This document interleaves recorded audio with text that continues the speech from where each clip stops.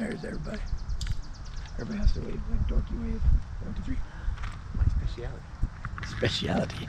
So today I will probably have to do a voiceover, but we've arrived at the Wright-Patterson Air Force Base Museum of the United States Air Force, I think is what it's called. And it looks like it's 6 hangars, and they have pretty well one of everything that they could get a hold of. And so I will just do a quick run through of what they have that interests us. If you all 3 did it, I can get it on film. What are we doing? What are we doing?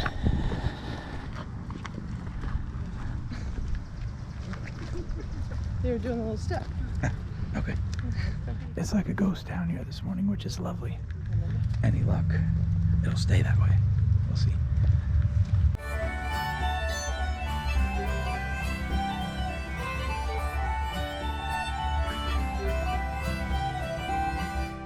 As you come in, early years is on the right, World War II is on the left. And we come in here.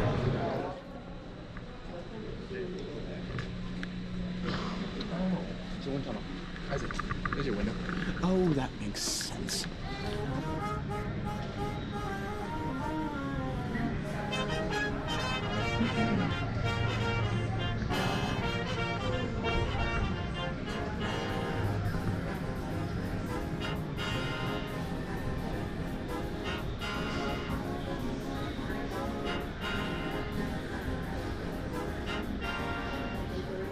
The Memphis Belle display is outstanding. So of course you have the Memphis Belle here, and then there's the massive and really comprehensive display talking about the publicity tour, the restoration of the aircraft.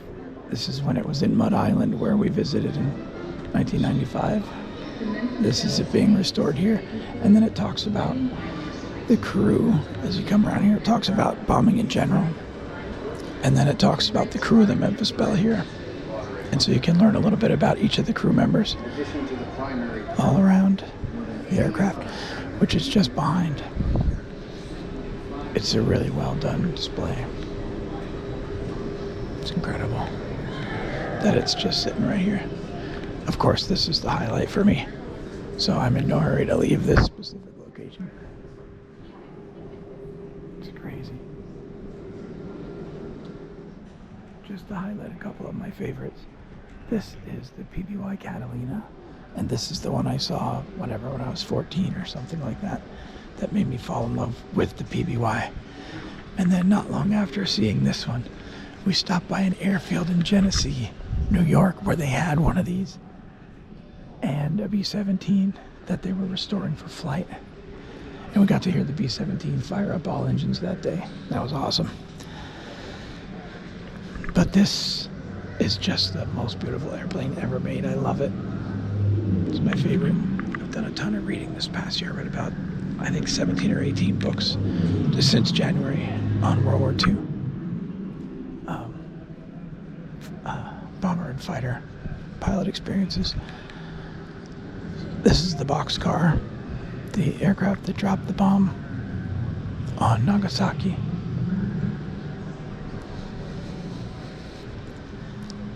And here are my boys, enjoying their time at the museum. I imagine we'll spend most of our day in this room. It's called the Moonlight Serenade because it's all black. It's a nice photo. Nice. Did you see the Glenn Miller section over there? No. There's his trombone is over there. No. I'll take it over. Yeah.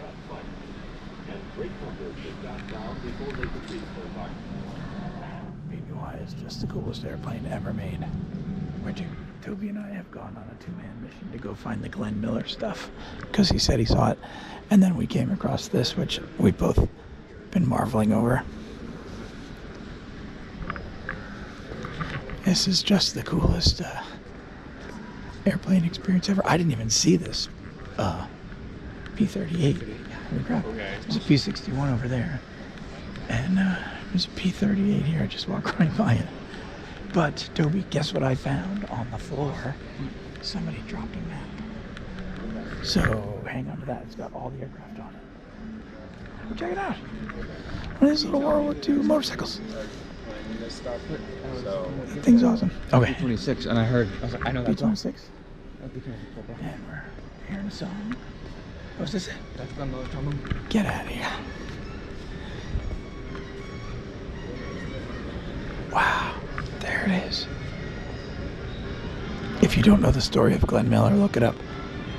He went missing over the English Channel on his way to a performance in Paris from England. His airplane went missing. Wow, that's awesome. Toby loves jazz. So this is pretty significant to see. And Glenn Miller is our absolute favorite. Toby and I share that. And so it's really cool to see his actual trombone. And look at here are his glasses. Check it out. Wow. That's so cool. And is this crew chief Desmond's jacket, I bet? Can't read it. Eisenhower jacket. Ray McKinley. Okay. I wondered if it was. He led the group after the disappearance of Glenn Miller. I wonder if it was crew chief Desmond. Toby was just saying that this section took him by surprise. Me too. It's a whole tribute to Glenn Miller. And my favorite is the quote, next to the letters from home, the Major General Glenn Miller, Army Air Force Band was the greatest morale builder we had at the ETO. And that's James Doolittle. That's really cool. Toby and I really love the music of World War II. The others do as well, but we really are super into the music. Arctic Rescue. On a PBY. Yeah. That's crazy. Did it land on the ice? You said there was a PBY crew that, oh wow, so there was a PBY crew that went from like Hawaii and around the world. Toby and I are standing here listening to the Glenn Miller behind us. And just in front of us are Toby's three favorite airplanes, P-17, P-38, and P-51. While listening to Glenn Miller. And Glenn Miller's glasses, cap, and trombone are all right here.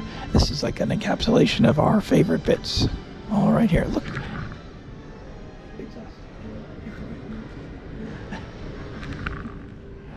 Wow, it's so cool. And for me, C-47 is on the list as well. So I got all four of mine right here because that's also one of my favorites. That Glenn Miller stuff. F-109 over there. I'm not as into the German stuff. The lads have found a B-29 that you can walk inside of. Yeah, something tells me we'd be too tall to fight a fights. Noah's mentioning an observation that maybe he's too tall for this context. I don't. In this way. Whoa, it's huge.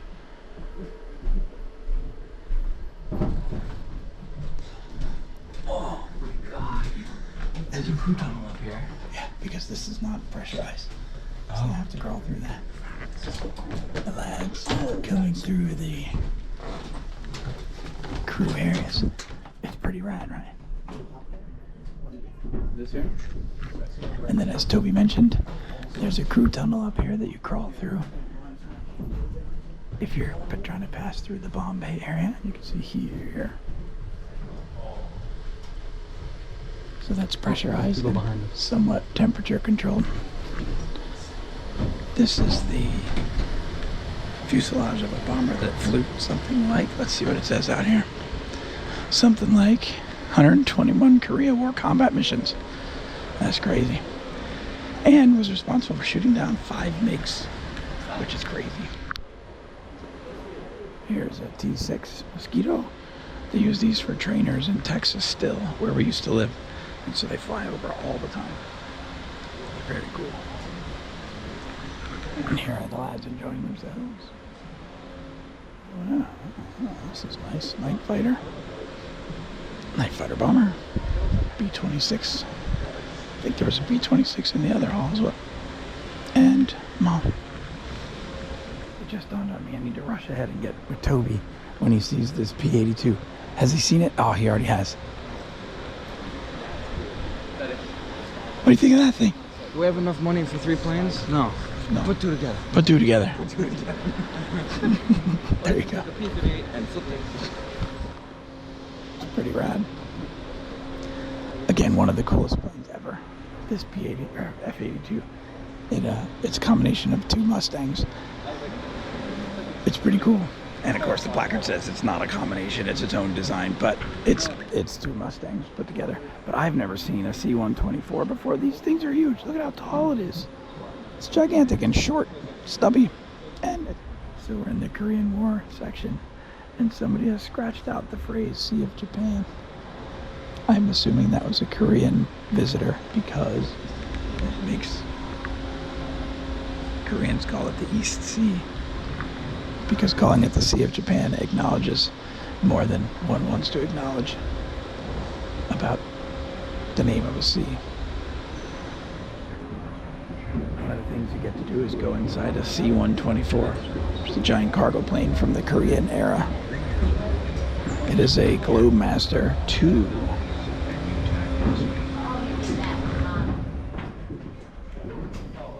Here come the lads on their way back out. It's so huge in here. And you can see there's a second floor that they can fold down and make it a double-decker. The least comfortable seating possible in the universe for humans. And here's a cargo lift that allows them to lift things in from the outside. Pretty cool. Yeah, you can fold that down. It's basically like one of my kids.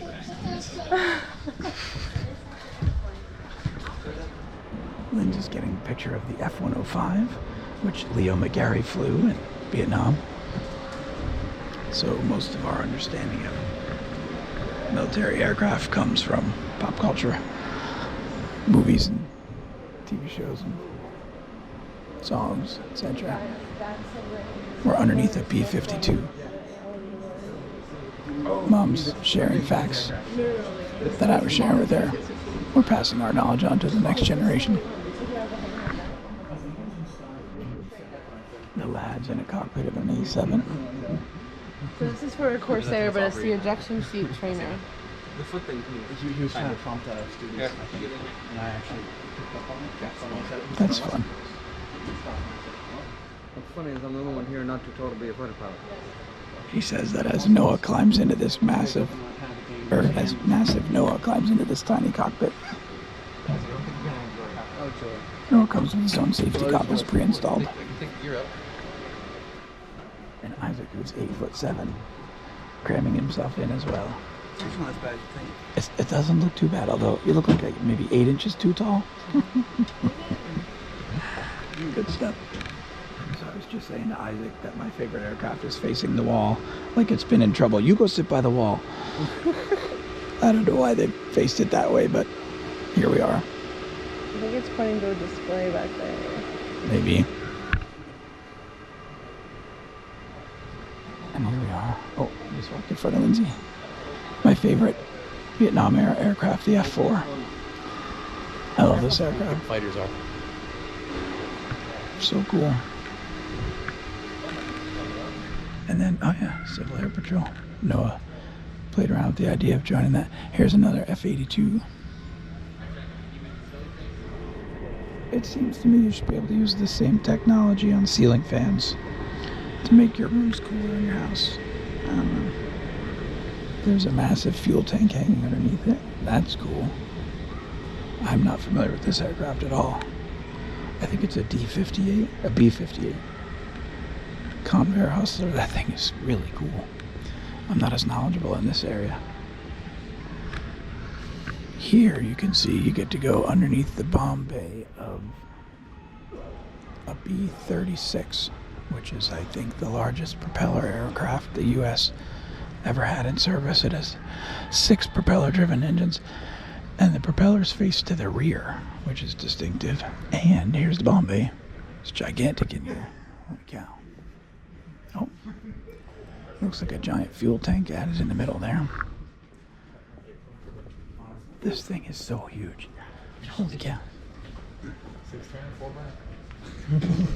What's that? The engine on this thing. 6 propellers, 4 turbojets. Oh, are there additional jets? Yeah. Where?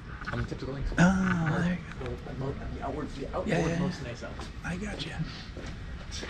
That's cool. Might help. a handful of favorites that I'll highlight. This being one of them. SR-71. About the coolest story out there. In terms of its design and what it took to get it to work. It's pretty cool. Here we have an F4 that's in a bit more respectable of a posture. It's facing out where visitors can see its face a little better. And I love the Navy markings. Looking awesome. That's one of my favorites. Oh, there's two of them. There's one here. F4G. And there's another one over here. Why so many? I wonder. Anyway, they're lovely.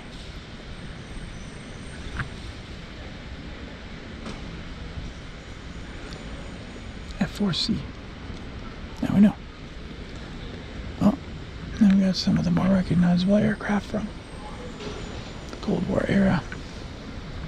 F-111, Aardvark. Over here there's a couple of MiGs. MiGs look suspiciously like F-15s. It's pretty cool though. And then what do we got over here? That's an F-15. F-117, they could dust that off, I guess. Looking dusty. Oh, there's gonna be an A-10 around the corner. C-130. Two Aardvarks. Oh no, that's a Tornado. Oh, my bad. A-10 over here. That's cool. And then I think this is a Sea Giant. I'm surprised. Oh, there's a Seahawk with a mustache. That's cool.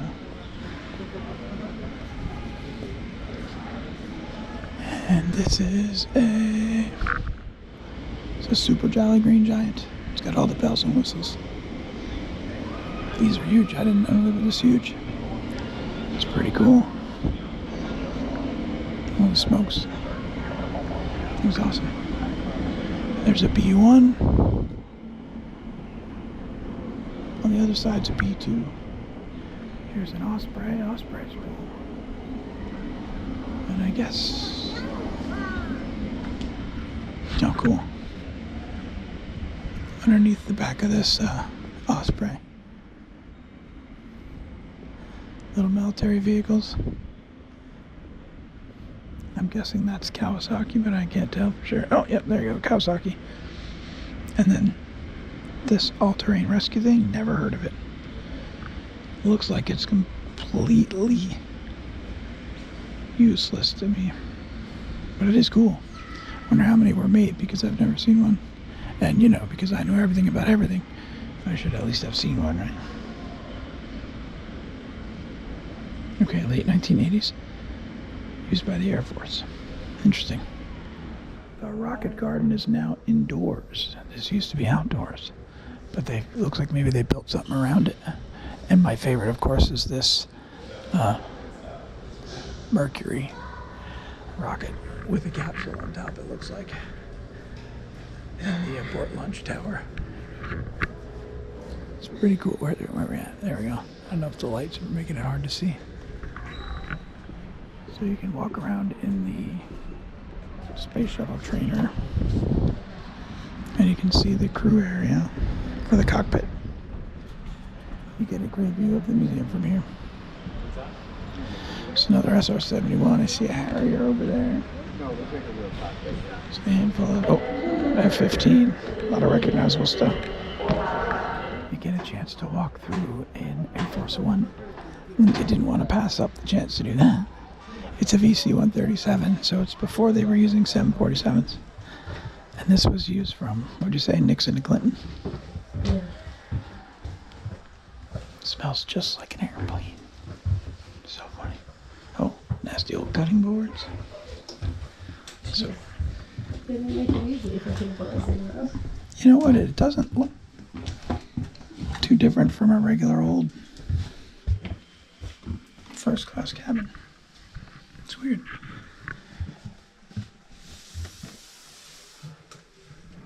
So here we go. Office area. Some phones. Those are probably important phones. Ah, here we go. Cabin area with some lounges. Aha. More tables and chairs back here. This is like a proper meeting area. Oh, wait. So that was the tightest walkway I've ever been through, and it made me a little uncomfortable. Feels good to be back out in the air conditioning and some open space. They're talking about delivering supplies to people in need, and I'm loving the pallet they have there with the cardboard stacked at the bottom that squishes when it hits.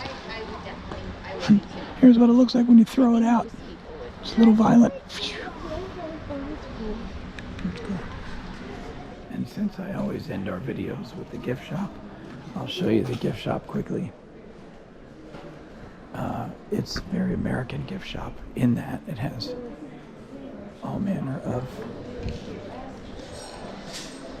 books and cards and prints and pins, and then there's an entire huge toy section, t-shirts, toy section with t-shirts, and it's very, very expensive. So, not for us. However, this is a throwback to Noah's childhood. He would always get, he still does. He says he gets these squash pennies everywhere he goes. I would do B-17 if it were me. Not an interest to me. What is it, 51 cents? I could less than 71. Oh, the SR-71's cool. That's fun. A lot of fun. And as we round out our time, we're all just hanging out because we're tired. We've been walking for 3 hours, and we've covered, what did we cover? 3 miles? I don't know. I think it was 3.5 miles. Oh, there's Noah doing his little crankety crank. Did you get it? Did you get B-17? Oh, yes. Nice. Good times. And the parking lot is packed. Oh my goodness. Wow. The parking lot is packed. We got here at the right time. Oh, or I don't know. Do you think we three-way enough To get shot at. We're heading over here to the outdoor airplane garden. You can see what they have out here. A-10, C-130, a couple case C-135s. There's some kind of weird hybrid airplane that we don't know what it is, and it looks like a C-17. Go check it out. Oh, cool. The 4 hangars in a row with the logos on them, chronologically from me to the distance. Oh, hey Noah, if you're shooting 400, you got it. If you're shooting 400, you gotta put your, what do you got in there? 11? Yeah. Okay. We invite you to join. That's Apple right there. We're checking out these really weird looking airplanes with the funny noses. We'll go find out what they are. But this is a Spectre gunship, which is from the Vietnam era, where they would shoot at 108 out the side and a bunch of 50 cals and craziness. It's cool. This is huge, and what the heck is it? Is it a radar? Yeah. Oh, it's for Apollo. Yeah. It's a tracking plane. It's a tracking plane. A tracking device. A Snoopy-Doos. Range finding instrumentation. And then there's this one that has... So they have a KC-135, which is used for refueling. There's a micro episode where he climbs inside the wings on these to check the gas tanks. And then there's a C1 or a C-17. I think Greg used to jump out of C-17s and C-130s, but I'm not sure. We'd have to ask him. That's cool. Okay, lads, what do you think? Out of 10? 10. It needs to be 11, I think. Yeah. 11? 11. I'm going to try again and see if my voice will work. What do you guys think out of 10? 10. Easy. 8, 10. It needs to be 11. I give it a P-51 out of a B-17.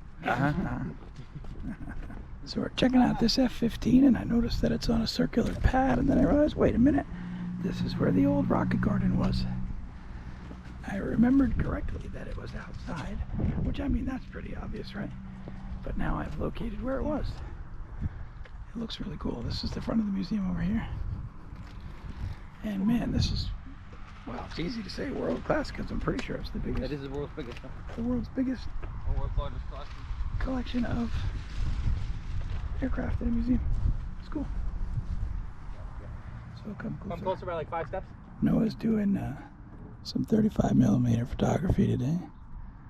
Experimenting with it. Yeah, that works. So now he's setting up a timed shot. So we will come on down and be ready for a photo. I'll do a covert photo like this. And you'll never see our camera. Now he's moved it. He had it all set up and now he moved it again. There he is. So here's Noah experiencing the last 100 years of photography. He goes. He's gonna press a button and run. And he's gonna run here. Run, run, run.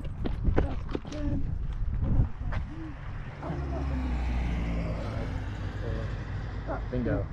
There it goes. We can see the shutter go. Now we should also do one like with a camera. Yes. From a phone. Just for when that fails. Because that's gonna fail, yes. Well, quick, see in it. Yes. I'm very curious to see if these will come out. Yeah, it's cool. I It's fun. took some pictures today. For ya. So let's go ahead and get a selfie. 3. Noah gets down there and realizes he didn't set the focus to infinity. He goes, set the focus to infinity, don't point it at the sun. Here, scoot a little bit left, make a little room for Noah here. Oh, here, look, a plane coming. And he's triggered it, and here he comes running. It's like 1968 all over again. So I'll put this camera down now. Got it. I quit. Now we'll see if that'll give it. I resign. Any more time out here and you're paying them. That's fun. Our pose. Yeah, I wonder if they could talk about. We're discovering that our strategy to come early was really brilliant because the parking lot is now completely full all the way down there. No, if we come back, we'll have to park way down there and walk it in. Oof. Adding to our mileage. Noah's trying to get a picture of the shiny building. Ooh, shiny building. He would like a picture with nobody in it. He's A-okay in my book.